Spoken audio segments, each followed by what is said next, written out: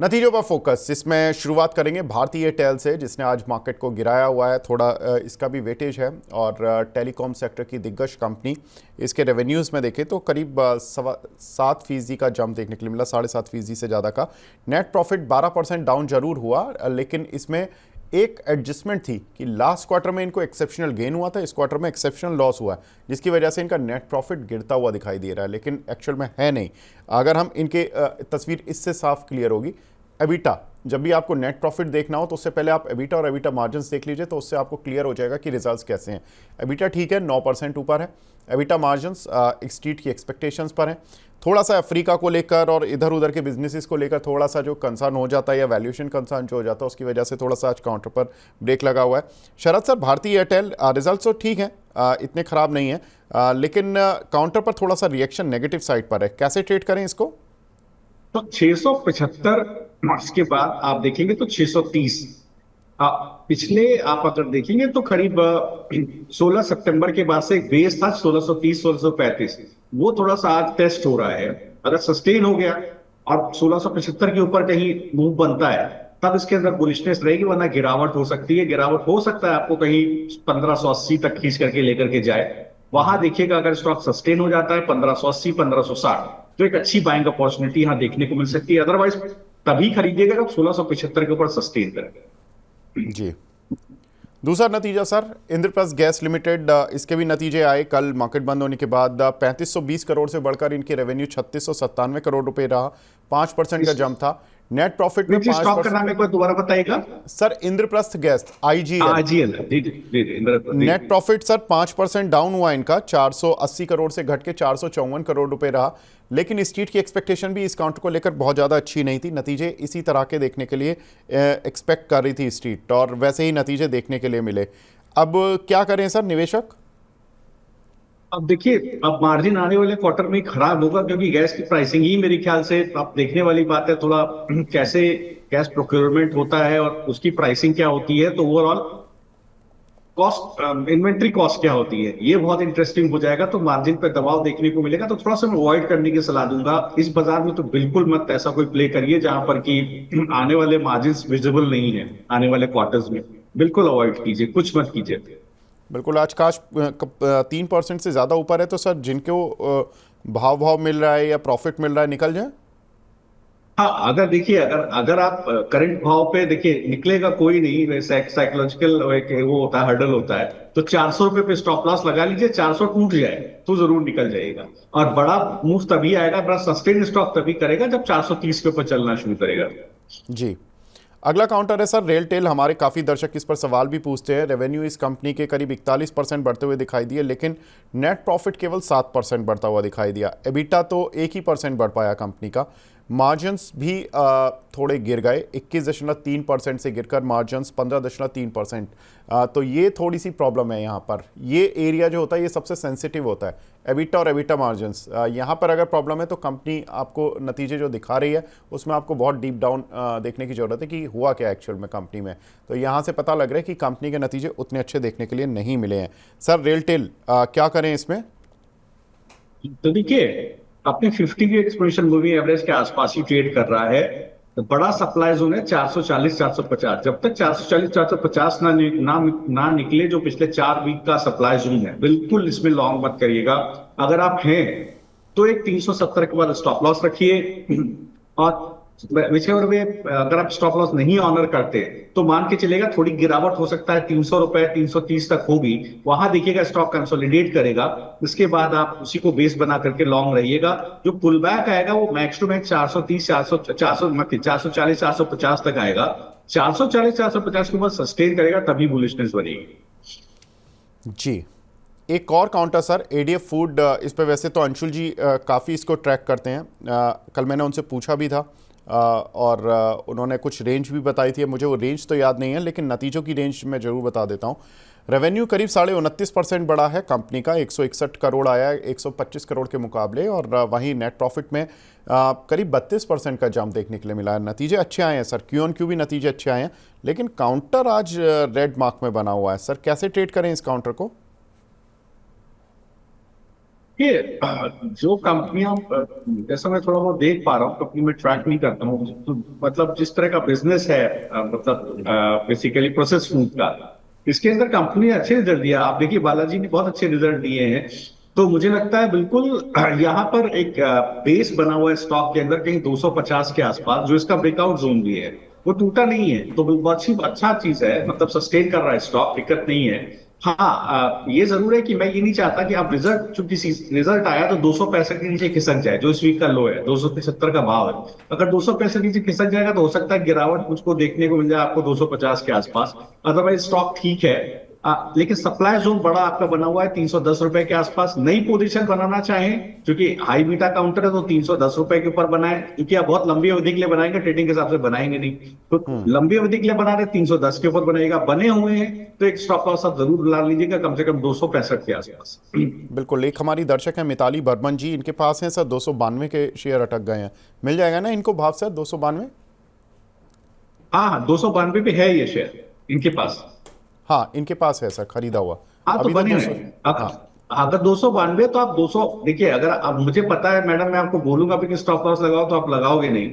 तो ऐसी कंडीशन आप ये समझो 265 का देखिए स्टॉप लॉस लगना चाहिए आइडियली। 265 नीचे जाए तो बेच देना, बाजार ऐसा नहीं है कि चीजों को सस्टेन करे। लेकिन अगर रिजल्ट अच्छे हैं, जैसे विवेक जी बता रहे हैं, हो सकता है 250 तक भी खिसक जाए, तो जी 250 में कंसोलिडेट कर जाए, तब आप उसको आप वही आप स्टॉप लॉस मानना। 250 नीचे खिसक जाए तो बेरिश हो जाए। बिल्कुल। कुछ और नतीजे जिसमें कि हम देख रहे हैं अनंतराज, ये काफ़ी लाइमलाइट में रहा शेयर। इसके रेवेन्यूज़ देखें तो करीब 54% बढ़ते हुए दिखाई दिया और नेट प्रॉफिट तो 75% बढ़ता हुआ दिखाई दिया। शरद सर 60 करोड़ से बढ़कर 106 करोड़ का रेवेन्यू प्रॉफिट आ गया और रेवेन्यू भी करीब 500 करोड़ पार हो चुका है, 513 करोड़ आया।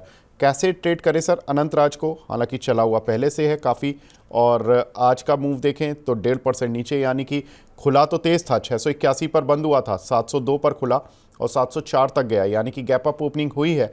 लेकिन ये संकेत कि वहाँ से इतनी तेज़ प्रॉफिट बुकिंग आना कि ये काउंटर अपने हाई से आज के 34 रुपये नीचे है। मार्केट ठीक है नीचे है, लेकिन बैंक निफ्टी नहीं है नीचे आज, बाकी ब्रॉडर मार्केट को नीचे नहीं होना चाहिए था। अगर काउंटर आ रहे हैं नीचे तो ये प्रॉफिट बुकिंग का संकेत है या रख लें इसको, रिजल्ट अच्छे हैं?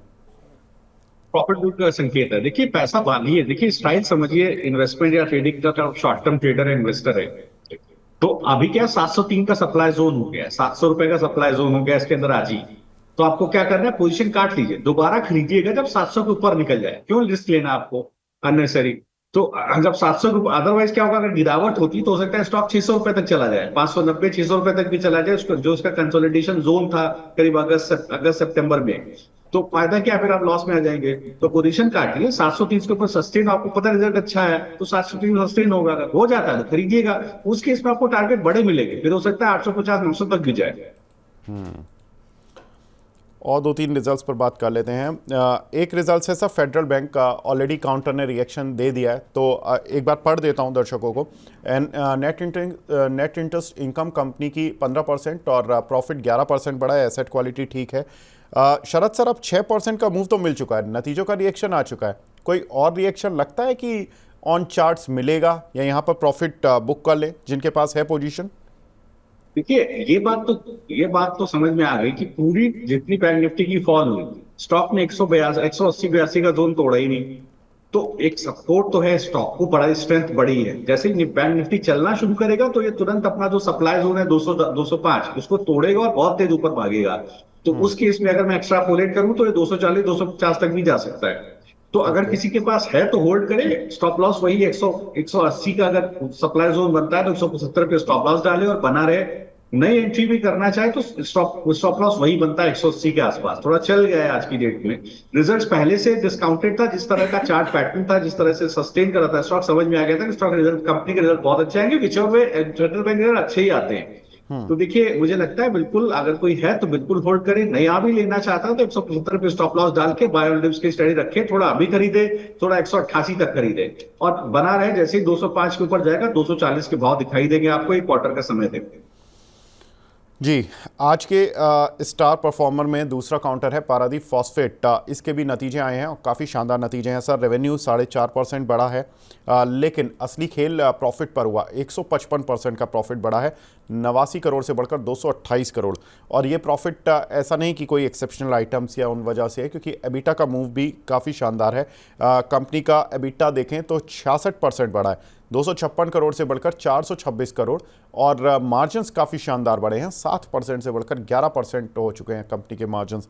सर, काउंटर का मूव तो आ चुका है, लेकिन नतीजे भी काफ़ी शानदार है। मैं क्यू ऑन क्यू भी देख रहा था। थोड़ी सिक्लिकल इंडस्ट्री है, मॉनसून से रिलेटेड रहता है, तो ये जो पीरियड था ये एग्रोकेमिकल कंपनीज़ या केमिकल कंपनीज़ के लिए डेफिनेटली अच्छा ही रहने वाला था, वो रहा भी है। कैसे देखें अब पारादीप को? निकल जाइए, देखिए अभी आप निकल जाइए। सप्लाई जोन है 97। देखिए अलग अलग बाजार का अलग अलग टेक्सचर होता है। मैं दर्शकों को कहना चाहता हूँ, हर बाजार में अलग तरह से बिहेव किया जाता है। आप सब बाजार में एक तरह से बिहेव नहीं कर सकते। यहाँ पर आप समझिए, रिजल्ट डिस्काउंट हो गए। अगर आज इसको चलना होता तो आज ये अपना जो सप्लाई जोन था 9700 उसको तोड़ देता। पहले भी इसका ये सप्लाई जोन रहा है। आप देखिए जुलाई इसी साल 24 में यही सप्लाई जोन रहा है 97 99। तो उसको तोड़ा नहीं इसने आज। तो वो तोड़ देता तो आप जरूर फिर निकल जाते हैं ऊपर, तो आप बने रहते हैं, ऊपर के टारगेट मिलते हैं। अभी तो अगर आपके पास है तो निकल जाइए, सस्टेन होने दीजिए 100 रुपए के ऊपर, दोबारा खरीद लीजिएगा। अगर 100 रुपए के ऊपर सस्टेन हो जाता तो जैसा मैं एक्स्ट्रापोलेट कर पा रहा हूँ, बहुत अच्छा टारगेट आपको 130 रुपए तक का मिल जाएगा। तो 30% अपसाइड इसके अंदर पेंडिंग है। तो उसकी अब एक ट्रिगर लगा लीजिए, जब कभी 100 के ऊपर निकले तो खरीदिएगा। जी, much awaited result and much awaited counter, जिसको हमारे दर्शक रोज सुनना चाहते हैं, सुजलॉन। इसके भी नतीजे आए थे कल। मैं नतीजे पढ़ देता हूँ। नतीजों को पढ़ के आपको लगेगा कि शायद बहुत अच्छे नतीजे आए हैं, लेकिन मैं उसकी बारीकियां बताऊंगा तो आपको थोड़ा सा डिसअपॉइंटमेंट मिलेगा। मैं डिसअपॉइंट करना नहीं चाहता था, लेकिन सच्चाई बताना जरूरी है। रेवेन्यू 48% बढ़ा है, 2100 करोड़ रुपए आया 1421 करोड़ के मुकाबले। नेट प्रॉफिट 96% बढ़ा है, 102 करोड़ से 201 करोड़ रुपए आया। बढ़िया लग रहा है। बारीकी में बाद में बताऊंगा। एबिटा 31% बढ़ा है, 225 करोड़ से बढ़कर 294 करोड़। लेकिन अब थोड़ी सी आप प्रॉब्लम समझिए। मार्जिन्स यहाँ पर 15.8 से गिरकर 14% रहे हैं मार्जिन्स। और दूसरी बारीकी समझिए, जो आप समझ रहे हैं कि 96% प्रॉफिट बढ़ा है, वो वाई तो है। पिछले साल जुलाई सितंबर के मुकाबले तो 96% बढ़ा है, लेकिन अगर आप अप्रैल जून क्वार्टर से कंपेयर करेंगे तो ये प्रॉफिट 50% करीब 30% गिरा भी है। जो पिछले क्वार्टर में प्रॉफिट था इनका 302 करोड़, उसके मुकाबले में 201 करोड़ का प्रॉफिट आया, यानी कि 1/3 हिस्सा इनका प्रॉफिट से उड़ गया। तो ये जो टॉप आउट वाली जो बात होती है कि नतीजों में टॉप आउट लगा, वो जून क्वार्टर में था, शेयर का भी टॉप आउट बन गया। लेकिन अब ये चूंकि रिजल्ट्स थोड़े से वीक आए हैं क्यू ऑन क्यू, तो ये थोड़ा सा मार्केट देख रहा है। इसीलिए काउंटर पहले 96% वालों को ने देखा कि 96% का प्रॉफिट बढ़ा है तो गैप अप खोल गया, लेकिन जब बारीकियां समझ आई तो थोड़ा सा प्रॉफिट भी बुकिंग आ गई है इस काउंटर पर। सर, सुजलॉन में क्या करना है आप? बिल्कुल अभी रुक जाइए, अभी बिल्कुल अवॉइड कर दीजिए, क्योंकि देखिए बिल्कुल आपने सही बात बोली है। मुझे भी लगता है जब तक 74 के ऊपर ना सस्टेन करे इसको बाय नहीं करना चाहिए। 73.4 का जोन था इसका। वो इस वजह से बिल्कुल सही बात आपने बोली कि ट्रेड ही ये कहीं ना कहीं अपने 20 वीक एक्सपोनेंशियल मूविंग एवरेज के नीचे खुला। अगर इस वीक में कहीं रिजल्ट डिस्काउंट हो रहा था तो उसके ऊपर खुलना चाहिए था, सस्टेन होना चाहिए था। बेस जरूर इसके पास बना हुआ है, पिछले 30 सप्ताह का बेस है 65 रुपए के आसपास का, लेकिन अभी एंट्री बनती नहीं है। इस वीक का हाई 73.50 रुपए, उसको कन्विंसिंगली तोड़ दे तब खरीदिएगा। तो इस केस में आपको बड़ा टारगेट मिलेगा 95 रुपए के आसपास। तब तक बिल्कुल अवॉइड कीजिए। बिल्कुल सही आपने कहा, रिजल्ट विवेक जी ने बता ही दिया है। स्टॉक प्राइस में वही चीज डिस्काउंट हो रही है, हो सकता है फर्दर गिरावट देखने को। बिल्कुल, जब तक दूसरी अर्निंग नहीं आ जाती है जो कि क्यू ऑन क्यू वाई स्ट्रीट को खुश नहीं करती, जब तक हाई वैल्यूएशन वाले काउंटर्स पर यही रिस्क हो जाता है जो बबल जोन में थोड़ा चले गए हैं। तो सुजलॉन पर सर ने बता दिए लेवल्स, उनका जरूर ध्यान रखें। लेकिन ध्यान रखना जरूरी है कौन सी ब्रोकर्स की रिपोर्ट हैं और कहाँ पर ब्रोकर्स बुलिश और बियरिश हो रहे हैं। मेरे सहयोगी शौर्य जुड़ चुके हैं। शौर्य, बताएं। जी, आज हम तीन कंपनी के बारे में डिस्कस कर लेते हैं, जिसमें से पहली कंपनी है जिसपे 2 ब्रोकर्स की राय है, एक देशी एक विदेशी, वो है BHEL। BHEL अगर आप रिजल्ट्स की बात करें 96 करोड़ का प्रॉफिट किया था, बल्कि पिछले साल इसी क्वार्टर में आपको लॉस दिखा था 58 करोड़ को, यानी कंपनी लॉस से प्रॉफिट में आई है। और उसके बाद अगर देखें तो वैसा नहीं है, ब्रोकर थोड़ा द काउंटर बुलिश नजर आ रहे हैं। जो मोतीलाल ओसवाल है वो काउंटर पर बुलिश है। मोतीलाल ओसवाल का मानना है कि जो रेवेन्यू की ग्रोथ है वो स्ट्रॉन्ग ऑर्डर बुक के थ्रू मिली थी, जो भी 74,600 करोड़ पर स्टैंड करती है। उसके अलावा डिफेंस ऑर्डर बढ़ने की तो उम्मीद है। साथ ही साथ मोतीलाल ओसवाल का मानना है कि जो naval, EW system, artillery system, platform, यहाँ से अच्छी ग्रोथ मिल सकती है। और उनका FY24 से 27 के बीच में उनके हिसाब से BHEL का रेवेन्यू 19% के कैगर से बढ़ेगा। रिस्क की बात करें तो स्लो डाउन ऑर्डर में कंपटीशन, फाइनलाइजेशन होने में टर्न रखी है, मेजर रिस्क है। लेकिन दूसरी कंपनी है CLSA ने BHEL पर बात करें तो यहाँ पर राय दी है अंडर परफॉर्म की, और 189 का यानी करंट प्राइस से भी नीचे का टारगेट देते हुए नजर आया है। और CLSA का मानना है कि जो कंपनी में चेंजेस नजर आ रहे हैं लेकिन उसके हिसाब से ऑलरेडी सब कुछ फैक्टर इन हो चुका है। और FY26 की अर्निंग्स पे PE चल रहा है 40 का, यानी जितना पॉजिटिव आउटलुक है उससे ज़्यादा पॉजिटिव आउटलुक मार्केट ने फैक्टर इन कर रखा है, जिस वजह से CLSA को उम्मीद है कि आगे आने वाले टाइम में मार्केट में करेक्शन आने को मिल सकता है इसके प्राइस में। इस पर अगर बात करें तो CLSA का ये मानना है कि जो फॉसिल ऑर्डर्स हैं वहाँ पे रिसर्जेंस हुआ है, जो कंपनी के लिए अच्छा है। उसके साथ साथ जो थर्मल पावर में L&T की एंट्री है ये BHEL के लिए सबसे बड़ा खतरा बन सकती है। फिर अब बात करते हैं सिमिलर कंपनी की डिफेंस की, जो है BEL।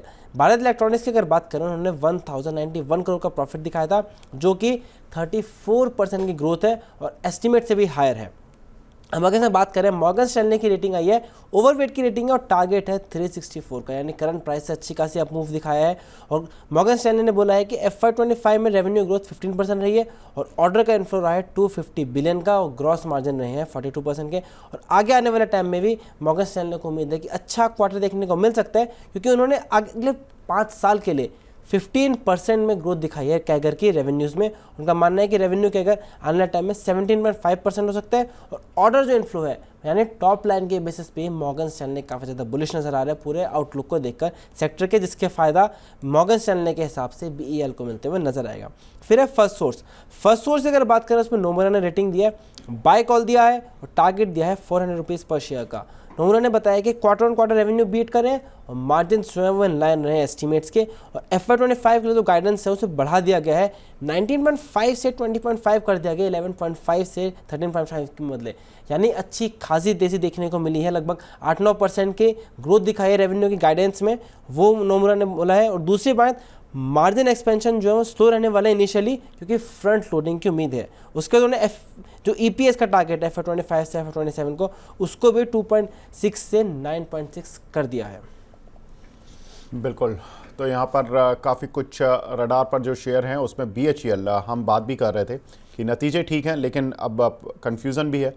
एक कंपनी मोतीलाल ओसवाल मान रहे हैं कि नतीजे अच्छे हैं तो 360 का टारगेट है, CLSA मान रहे हैं कि प्रॉब्लम तो है, तो 189 रुपये का टारगेट उन्होंने दिया हुआ है। तो ये आपको स्टॉप लॉस ऑफ टारगेट दोनों ही मिल गए हैं, मुझे लगता है फंडामेंटल वाले। लेकिन BEL यहाँ पर कंप्लीट ओवरवेट की रेटिंग, नतीजे काफ़ी शानदार देखने के लिए मिले थे, 364 का टारगेट मॉर्गन स्टैनले का। और फर्स्ट सोर्स सॉल्यूशन यहाँ पर नमूना का टारगेट है 400 रुपये का। तो ये कुछ एक काउंटर्स जो कि रिसर्च हाउसेस की रडार पर हैं और इन पर शौर्य ने हमें अपना बता दिया है कि किस तरह से वो टारगेट्स लेकर चल रहे हैं और क्या कुछ उनकी बारीकियाँ हैं। शौर्य, बहुत बहुत शुक्रिया हमसे जुड़ने के लिए। शरद सर के पास लौटता हूँ। शरद सर, कुछ एक रिजल्ट्स वाले काउंटर जो कि जिनके कि आज नतीजे हैं सर, उसमें Adani enterprises, sports, Canara bank, Hindustan construction, Concor, हुडको, इतने सारे जो हमारे दर्शक डेली सवाल पूछते हैं उसमें कुछ हैं। सर, अदानी एंटरप्राइजेस रिजल्ट्स तो अच्छे एक्सपेक्टेड हैं, पोर्ट्स के भी रिजल्ट्स अच्छे एक्सपेक्टेड हैं, टर्न अराउंड हो सकता है अदानी एंटरप्राइज के रिजल्ट्स में, क्योंकि बेस छोटा है। काउंटर लेकिन रिएक्ट नहीं कर पा रहा है, कल कोशिश की थी लेकिन आज चल नहीं पा रहा। कैसे ट्रेड करें सर इस काउंटर को? देखिए, अडानी में अगर आप देखेंगे तो जितनी भी कंपनीज के रिजल्ट सारे अच्छे आ रहे हैं, लेकिन स्टॉक्स रिएक्ट नहीं कर रहे हैं। अच्छे रिजल्ट्स को भी स्टॉक्स रिएक्ट नहीं कर रहे, क्योंकि बाजार का टेक्सचर थोड़ा सा बिगड़ा हुआ है। आप देखिए, बाजार का थोड़ा सा सेंटिमेंट खराब है। पर्टिकुलर स्टॉक को भी आप देखिएगा तो वीक है। मतलब अडानी इंटरप्राइजेस अगर आप देखें तो जो आज का जो हाई है करीब 2830 के आसपास, जब तक वो ना निकले आप बुलिश पर होइएगा, वो निकल जाए, अगर वहां पर आपको ब्रेकआउट देखने को मिलता है, 2830 के ऊपर स्टॉक जाता है, सस्टेन होता है, 2738 का भाव है, तो आपको 3100 तक के टारगेट बिल्कुल तब लेकर के इन दैट केस चलने चाहिए। यहाँ पर कैनरा बैंक के सबसे ज्यादा मैं बुलिश हूँ। क्योंकि देखिए बैंक ऑफ बड़ौदा के रिजल्ट अच्छे हैं, पीएसयू बैंक के मोरलेस रिजल्ट अच्छे ही आ रहे हैं। एक 93 रुपए का अच्छा बेस बना हुआ है स्टॉक का। स्टॉक इस जोन को स्टॉक ने काफी लंबे समय से तोड़ा नहीं है, करीब पूरे साल का आप देख ले तो सालाना बेस है। हाँ, थोड़ा सप्लाई जोन बना हुआ है करीब 105 रुपए के आसपास, 100 रुपए का भाव है। लेकिन इसके बावजूद मुझे लगता है रिस्क यहाँ पर लिया जा सकता है, रिजल्ट अच्छे आएंगे। अगर कोई रिजल्ट ही प्ले करना चाहता है तो यहाँ पर एक अच्छा कॉल आ सकता है। अदर देन दैट आप देखिए हिताची एनर्जी, इसको पावर इंडिया के नाम से भी जानते हैं। मुझे लगता है कि जिस तरह के यहाँ पर देखिए पावर सेक्टर के रिजल्ट ठीक ठीक आ रहे हैं, देखिए यहाँ पर सीजी पावर के रिजल्ट अच्छे आते हैं, हिताची एनर्जी के रिजल्ट भी अच्छे आते हुए दिखाई देंगे। अगर आप एंट्री करना चाहें तो तुरंत ना करें, 13,500 का भाव है, इसको 14,150 के ऊपर निकलने दें। 14,150 के ऊपर सस्टेन करें, आपको बड़ा मूव ऊपर की तरफ दिखाई देगा। ये ऑल टाइम हाई 16,350 का भी तोड़ सकता है, मुझे लगता है धीरे धीरे 18,000 की तरफ जा सकता है। तो यहाँ पर आपको एक अच्छा मूव देखने को मिल सकता है। तो ये जरूर, और हुडको में भी आप अगर देखें तो गिरावट है, लेकिन एक बेस बना हुआ 165 180 के आसपास का बेस है। तो मुझे लगता है अगर ये कहीं 215 के ऊपर सस्टेन हो जाए, पहले 15 रुपया छोड़ दीजिए, 200 रुपए का भाव है, 7-7.5%, क्योंकि हाई बीटा स्टॉक है, चलता है बहुत लंबे तरीके से है। तो अगर 215 के ऊपर सस्टेन करिए तब आप खरीदिएगा, क्योंकि मुझे लगता है कैंपेन होम, पीएनबी वगैरह, पीएनबी हाउसिंग वगैरह के रिजल्ट अच्छे आए हैं, तो आपको एक वो मिल सकता है। एक बार यहाँ पर देख, और दूसरा कॉनकॉर्ड देखिएगा। कॉनकॉर्ड में जरूर मुझे लगता है कि जिस तरह के एजिस लॉजिस्टिक्स के रिजल्ट आए हैं, हो सकता है कॉनकॉर्ड के रिजल्ट अच्छा देखने को मिले आपको। तो उस स्थिति में हो सकता है स्टॉक में एक पुल बैक आए, तो पुल बैक लिमिटेड हो सकता है। अभी 788 का भाव है, इसका 100 रुपये आपको एक टेक्निकल पुल बैक मिले, थोड़ा बाजार अगर सपोर्ट करे। बिल्कुल तो सर, ये सारे स्टॉक्स हैं जहां आपको। जी सर, आपने एजिस लॉजिस्टिक्स की बात की, मैं इसकी खबर बता देता हूं दर्शकों को। एजिस लॉजिस्टिक्स की सब्सिडी एजिस वोपक टर्मिनल्स का आईपीओ आने वाला है और उसको लाने की तैयारी की जा रही है कंपनी की तरफ से। आईपीओ का साइज़ 4,000 करोड़ रुपए है और प्राइवेट प्लेसमेंट के जरिए 800 करोड़ रुपए जुटाए भी जाएंगे। सर, आप एजिस लॉजिस्टिक्स को कैसे देख रहे हैं? बढ़िया है। देखिए अगर आप जो एक आप देखेंगे तो फॉलिंग वेज पैटर्न बना है टेक्निकल चार्ट्स में, इसका ब्रेकआउट ड्यू है। इसका ब्रेकआउट आएगा करीब 785 के ऊपर। तो अभी 753 का भाव है, 785 के ऊपर निकलेगा तो बिल्कुल खरीदिएगा। थोड़ा उस स्थिति में गिर भी जाए तो भी खरीदिएगा, कोई दिक्कत नहीं है। मुझे लगता है अच्छा बेस 630-650 में बना हुआ है। ये स्टॉक 930 रुपए जाने की तैयारी कर रहा है, तो आप मान के चलिए करीब यहाँ से क्या 750-930, तो मोटा मोटा आपको जो है 180 रुपए का यहाँ पर अपसाइड दिखेगा। तो बड़े मूव की तैयारी हो रही है जिस लॉजिस्टिक को, बिल्कुल इसके अंदर बने रहना चाहिए। मतलब एक ब्रेकआउट के बाद माफ कीजिएगा, 780 के बाद खरीदिए, अभी कोई चांस ना लीजिए। बहुत रिस्की ट्रेडर है, रिस्क ले सकते हैं तो थोड़ा थोड़ा करके एंटर करिए, 20-20% करके पैसा डालिए, और जो है ब्रेकआउट आने पर 780 पर थोड़ा कॉन्फिडेंट हो जाइए, 930 का भाव आपको मिलेगा। बिल्कुल, कंपनी के रिजल्ट्स तो रेवेन्यू साइड तो पॉजिटिव थी, प्रॉफिट फ्लैट था, लगभग 150 करोड़ से बढ़कर 152 करोड़ रुपए रहा था, और जो रेवेन्यू थे वो 1235 करोड़ से बढ़कर 1750 करोड़ रुपए रहे कंपनी के, और ऑपरेटिंग प्रॉफिट भी 208 करोड़ से बढ़कर 224 करोड़ रुपए। तो रिजल्ट्स इन लाइन कह सकते हैं, ऑन द पॉजिटिव साइड।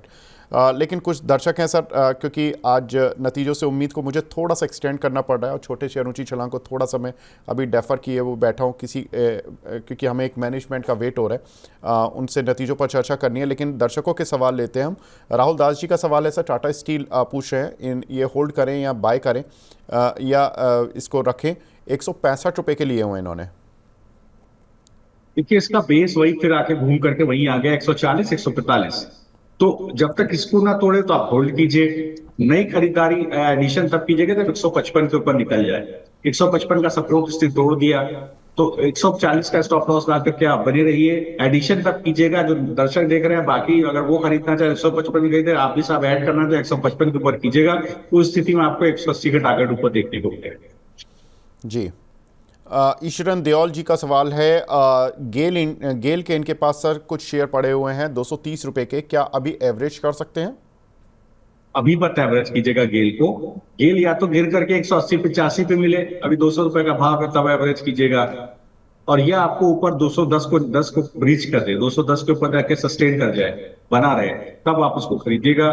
तभी आपको बड़ा मूव देखने को मिलेगा। एक ब्रेकडाउन देखने को मिला है तो हो सकता है स्टॉक में थोड़ा आपको प्रेशर देखने को। जी, अंशुमन जी, आपने टाटा तो लिख दिया सर, पूरा लिखिए। टाटा की बहुत सारी कंपनियां सर, ऐसे तो पता लगाना बहुत मुश्किल हो जाएगा कि टाटा की कौन सी कंपनी पर आपका सवाल है। तेहा अली जी का सवाल है एनसीसी पर। सर 314 शेयर लिए हुए इन्होंने, 326 रुपए के, 6 महीने का व्यू है, क्या करना है? देखिए, कल तनु प्रोजेक्ट वगैरह का रिजल्ट अच्छे आए हैं, तो मुझे लगता है कि एनसीसी का भी एक बन गया है अच्छे रिजल्ट का। मुझे लगता है यहाँ पर है हिसाब किताब। तो देखिए, 270 के बाद बहुत अच्छा बेस है एनसीसी में, तो ये बिल्कुल आप 270 के पास अगर बेस है तो बिल्कुल उस बेस को पकड़ के चलिए। मुझे लगता है बड़ा मूव जैसे 300 रुपए के ऊपर चलेगा, 285 भाव है, बड़े मूव्स के अंदर आएंगे तो दो तरीके, या तो रिस्क अगर आप लेना चाहते हैं 270 के स्टॉप लॉस से खरीदिए, वीक फ्राइडे टू फ्राइडे 270 देखिए कट जाए तो काट दीजिएगा, या अगर थोड़ा वेट कर सकते हैं तो 295 के ऊपर निकलने दीजिए, 295 के ऊपर सस्टेन करे तो खरीदेगा, आपको बड़ा मूव पर एकदम देखने को मिलेगा। है तो 270 के स्टॉप लॉस से बने रहे। जी, हेमंत रॉय जी का सवाल है सर, ट्रेंड पर अगले 1 मंथ का विजन चाहते हैं, क्या करना चाहिए?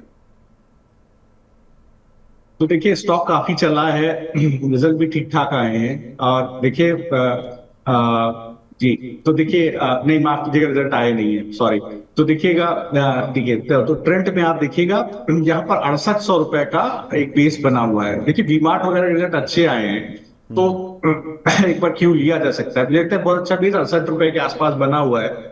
तो वो जब तक 6800 नहीं टूटा तब तक बेरिशनेस नहीं रहेगी, लेकिन बड़ा मूव तब आएगा जब ये कहीं अपना सप्लाई जोन 7800 का काट देगा। 7800 का एक बड़ा सप्लाई जोन बन गया है इसके अंदर, वो काटे तो एक बड़ा मूव आपको दोबारा 9000 की तरफ देखने को मिलेगा। तब तक आप 6800 के आसपास का स्टॉप लॉस लगा करके खड़े रहिए।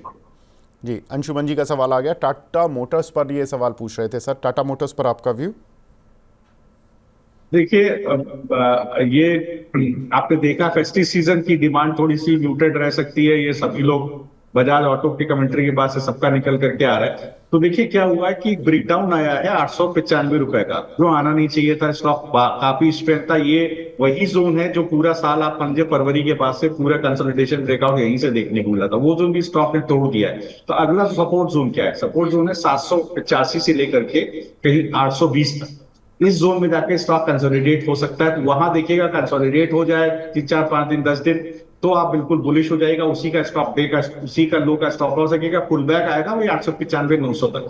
बड़ा मूव तभी आएगा जब वो 895-900 के जोन के ऊपर सस्टेन करेगा।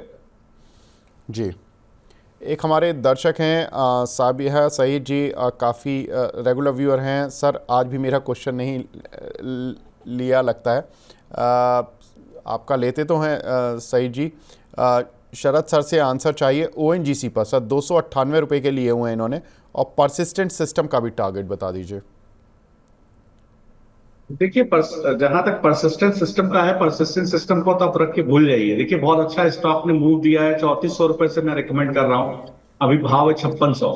तो बिल्कुल देखिए जिस तरह के इसके रिजल्ट्स आ रहे हैं परसिस्टेंट को खोज के, तो बिल्कुल बहुत अच्छा है, आने वाले क्वार्टर में भी बना रहेगा। तो अभी देखिए निफ्टी आईटी की बात विवेक जी ने की, किस तरह से निफ्टी आईटी ब्रेकआउट के संभावना, ब्रेकआउट आया था तो बहुत अच्छा स्टॉक चलेगा।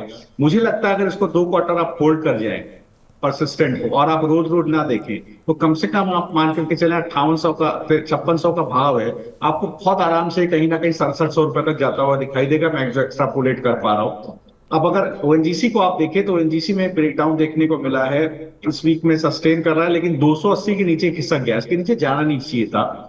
तो देखिए यहाँ पर क्या है, अब चूंकि 280 के नीचे स्टॉक खिसक गया है, तो बेस कहाँ है स्टॉक का? इसका बेस है 246 रुपए से लेकर के कहीं 250-55 रुपए के आसपास, जहां पर अभी इसका लो बना है इस वीक का। उस जोन में इसको सस्टेन करने दीजिए, सस्टेन हो जाए, चलने लगे, इसके बाद एक पुल बैक आएगा 280 रुपए तक, बिल्कुल आएगा, ये दिख रहा है। तो पुल बैक आएगा 280 तक, वहां आप देखिएगा आपका मनी मैनेजमेंट क्या अलाउ करता है, आपको पोजीशन काटना है नहीं, 280 के ऊपर सस्टेन कर जाता है तो आप बुलिश हो जाएगा, फिर अपनी अपर ट्रेजेक्टरी में स्टॉक चलेगा। इधर आपको 320-330 तक के टारगेट दिख रहेगा।